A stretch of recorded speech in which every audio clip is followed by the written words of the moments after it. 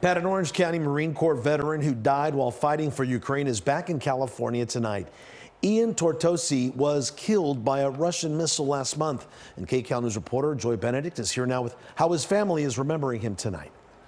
Well, I mean, Juan, it's unimaginable to lose a child at any age. And this Orange County family is going through all the emotions that come with this type of loss. But they say their son's story isn't like the countless others lost in battle, as Ian Frank Tortorici wasn't just fighting for freedom in Ukraine. He was also fighting for love. They are the sounds and sights of sacrifice. An honor guard, a flag-draped casket, and salute to the fallen. But this young man didn't die fighting for where he was born. He died following his heart. He had an American flag on his heart, Ukrainian flag on his sleeve. John Frank couldn't help but feel torn over the death of his son, Ian Frank Tortorici. The 32-year-old was killed last month in Ukraine while a soldier with the International Legion of the Ukrainian Army. It's really hard to process.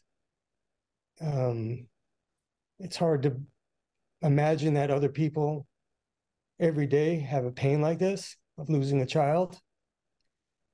He's still my little boy. Tortorici joined the U.S. Marine Corps after attending Laguna Hills High. He went to college, became a U.S. park ranger, and then an immigration officer who loved to travel. He also would take frequent trips to Europe, and he became really interested in Eastern Europe, where he would just fly out to the different countries there and backpack for a week or two. And that's where he fell in love with a woman from Eastern Ukraine.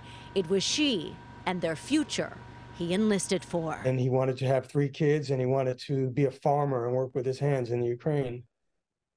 That's why he was fighting. But on June 27th, after fighting for 16 months, he was on leave visiting a local restaurant when he was targeted and killed. A Ukrainian was a collaborator with the Russians who spotted them, called it in, and they sent in a hypersonic missile. And they killed my son, and they killed 13 civilians, including little kids, with him. A moment that brings us to this. As the Marine veteran's body returned home to Southern California, escorted by his father, greeted with grace and the dignity he deserves. I just think that he was protecting us, and he was protecting his future family. It has to make you proud.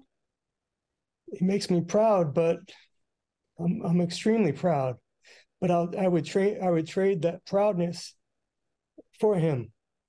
I don't need him. I don't need to be proud of my son. I need him here. And as this family must now learn to move forward, they will forever remember the man they loved in life and the lesson he taught them in death. I have to try to live up to what he represents and what he did and the way he lived his life. It's a reversal. I should die before he dies.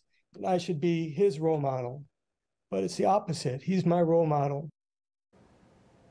He is many people's role model. Now, Ian Frank Tortorici will be buried on Monday at Riverside National Cemetery. Information on his services are on our website at kcalnews.com. Pat. Thank you so much, Joy.